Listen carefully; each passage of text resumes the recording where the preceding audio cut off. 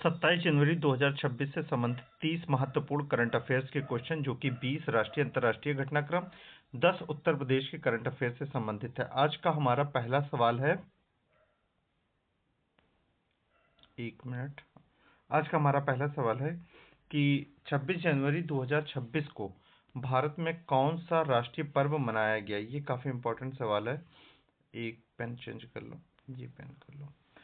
कौन सा राष्ट्रीय, बच्चा बच्चा जानता है कि 26 जनवरी 2026 को गणतंत्र दिवस मनाया जाता है। ठीक है, ये गणतंत्र दिवस जो है 26 जनवरी 2026 को ही क्यों मनाया जाता है, तो जैसा कि हम जानते हैं कि गणतंत्र दिवस मनाने का मेन रीजन है कि भारत का जो संविधान था वो 26 जनवरी 1950 को लागू हुआ। इस कारण से गणतंत्र दिवस 26 जनवरी को मनाया जाता है। भारत का संविधान कब बना था, तो 26 नवंबर वर्ष 1949 को ये बनकर तैयार हो गया था।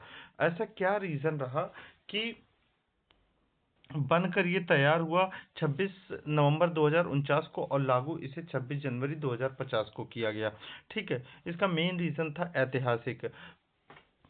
रावी नदी के तट पर, लाहौर में रावी नदी के तट पर जो कांग्रेस का अधिवेशन वर्ष 1929 में हुआ था, वहां पर यह निर्णय लिया गया कि आने वाले अगले वर्ष 1930 में अगले महीने में जनवरी का जो लास्ट संडे होगा, उस समय हम स्वाधीनता दिवस को सेलिब्रेट करेंगे। स्वाधीनता दिवस जो सेलिब्रेट किया गया पहला, वो 26 जनवरी वर्ष 1930 को सेलिब्रेट किया गया।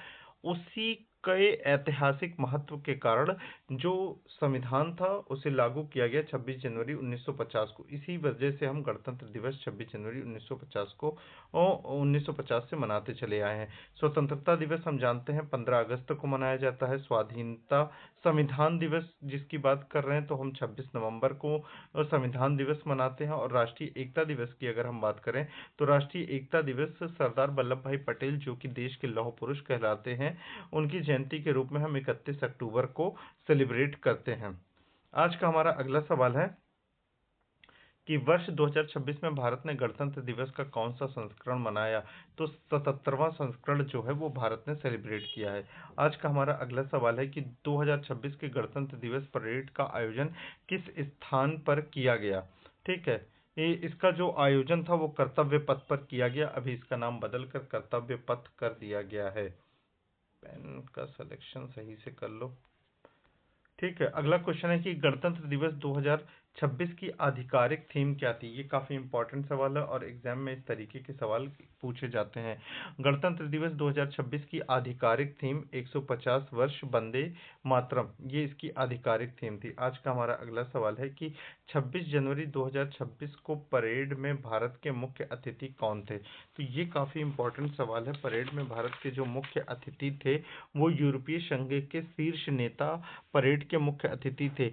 इसमें यूरोपीय परिषद के अध्यक्ष जो थे, ये ध्यान रखना है, यूरोपीय परिषद के अध्यक्ष एंटोनियो कोस्टा और यूरोपीय आयोग की अध्यक्ष उर्सुला वान डेर लेयेन, ठीक है, ये दोनों लोग इसमें पार्टिसिपेट किए हैं। आज का हमारा अगला सवाल है कि गणतंत्र दिवस परेड 2026 में लगभग कितने विशिष्ट अतिथियों को आमंत्रित किया गया था। इस तरीके के सवाल आते नहीं है, लेकिन कभी कभी पूछ लिया जाता है। तो 10,000 लोगों को आमंत्रित किया गया था। आज का हमारा अगला सवाल है कि 2026 के गणतंत्र दिवस पर सलामी किसने ली, तो भारत के राष्ट्रपति इस सलामी को एक्सेप्ट करते हैं। आज का हमारा अगला सवाल है कि 2026 में राष्ट्रपति कौन थे, नहीं कौन है। ठीक है, 2026 में जो राष्ट्रपति हैं वो श्रीमती द्रौपदी मुर्मू है। ठीक है, अगर हम इनका क्रम लगाएं तो इसमें सबसे पहले राष्ट्रपति की बात करें तो एपीजे अब्दुल कलाम के बाद स्वर्गीय प्रणब मुखर्जी हैं, उनके बाद रामनाथ कोविंद है, उसके बाद श्रीमती द्रौपदी मुर्मू जो है वर्तमान में राष्ट्रपति हैं। आज का हमारा अगला सवाल है कि गणतंत्र दिवस परेड में भारत की सैन्य शक्ति का प्रदर्शन किस माध्यम से किया गया। भारत की जो सैन्य शक्ति का प्रदर्शन था वो मिसाइल और लड़ाकू विमान के माध्यम से किया गया। हमारा अगला सवाल है कि 2026 की परेड में निम्न में से कौन सा विशेष सैन्य प्रदर्शन चर्चा में रहा, तो ऑपरेशन सिंदूर। ऑपरेशन सिंदूर जो था ये विशेष चर्चा में रहा। आज का हमारा अगला सवाल है कि गणतंत्र दिवस परेड में कौन सी भारतीय सेना अनिवार्य रूप से भाग लेती है। तो गणतंत्र दिवस परेड में कौन सी सेना अनिवार्य रूप से बात की जा रही है, तो भारतीय सशस्त्र बल इसमें अनिवार्य रूप से भाग लेता है। आज का हमारा अगला सवाल है कि 26 जनवरी 2026 को राष्ट्रपति का राष्ट्र के नाम से संबोधन कब प्रसारित हुआ।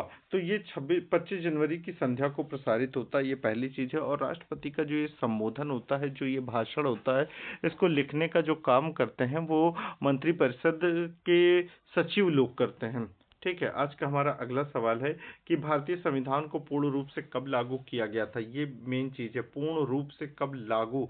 अगर पारित होने लिखा हो तो अलग डेट हो जाती है, लागू होने की बात हो तो अलग डेट हो। तो भारतीय संविधान को पूर्ण रूप से 26 जनवरी 1950 को लागू किया गया था। लेकिन भारतीय संविधान को पारित कब किया गया था, पारित या बना कब था, तो 26 नवंबर 1949 को बना था।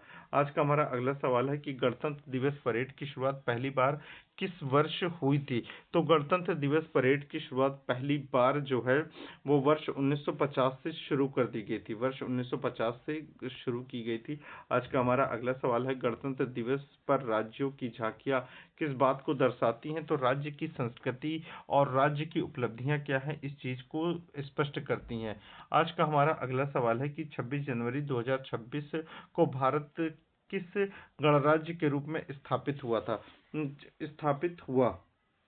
ये 26 जनवरी 2026 की बात की जा रही, तो भारत एक संप्रभु समाजवादी धर्मनिरपेक्ष लोकतांत्रिक गणराज्य था। ठीक है। यहाँ पर हम कुछ बातें पढ़ लेते हैं कि यहाँ पर समाजवादी शब्द, समाजवादी, पंथनिरपेक्ष और अखंडता, ये तीन शब्दों को 42वें संविधान संशोधन अधिनियम वर्ष 1976 के द्वारा इसमें जोड़ा गया है। ठीक है। पहले ये तीन शब्द प्रस्तावना में उल्लिखित नहीं थे।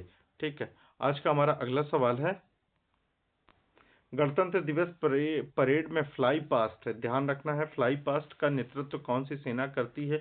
तो वायुसेना इसका नेतृत्व करती है फ्लाई पास्ट का। ठीक है। आज का हमारा अगला सवाल है कि 26 जनवरी 2026 को भारत ने कितने वर्षों का गणतंत्र पूरा किया है। 77 ईयर का गणतंत्र जो है वो कंप्लीट किया है।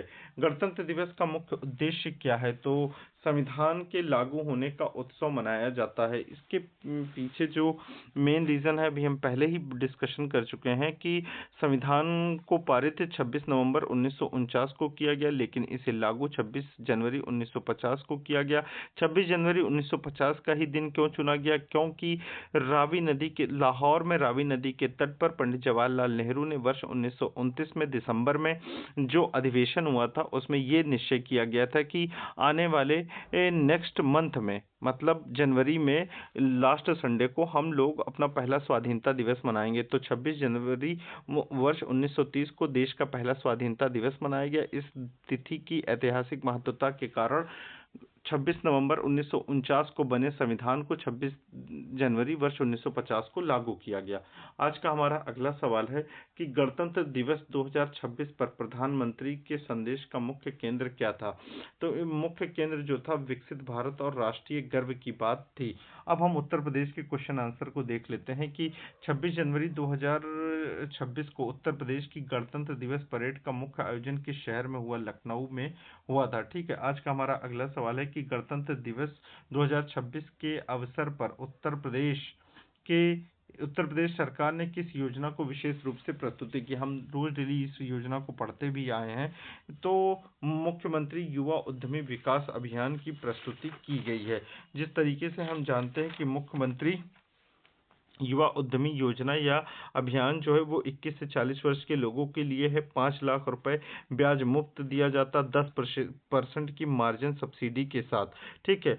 मुख्यमंत्री युवा उद्यमी विकास अभियान की जो शुरुआत हुई थी वो 24 जनवरी वर्ष 2025 से शुरू हुई थी। आज का हमारा अगला सवाल है कि उत्तर प्रदेश की गणतंत्र दिवस झांकी 2026 का मुख्य विषय क्या था? ये एग्जाम में अक्सर क्वेश्चन पूछा जाता है इस तरीके का, क्योंकि उत्तर प्रदेश के जो एग्जाम होते हैं उसमें इसका महत्व होता है। एक जनपद एक उत्पाद इसका मुख्य थीम थी। ओडीओपी योजना जो है ये कब चालू हुई थी?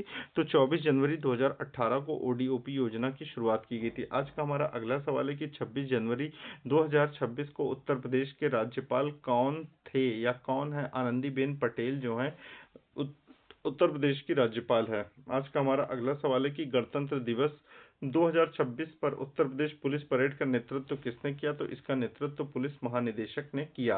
आज का हमारा अगला सवाल है, उत्तर प्रदेश सरकार ने 26 जनवरी 2026 को किस क्षेत्र में नई उपलब्धि पर बल दिया है?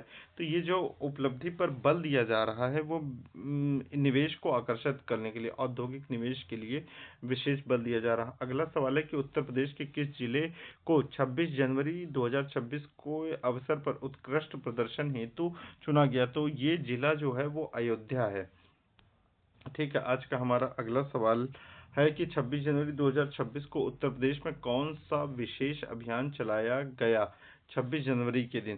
तो ये जो विशेष अभियान चलाया गया था वो हर घर तिरंगा का अभियान चलाया गया था। आज का हमारा अगला सवाल है कि उत्तर प्रदेश की झांकी 2026 में किस सांस्कृतिक विरासत को प्रमुखता दी गई थी?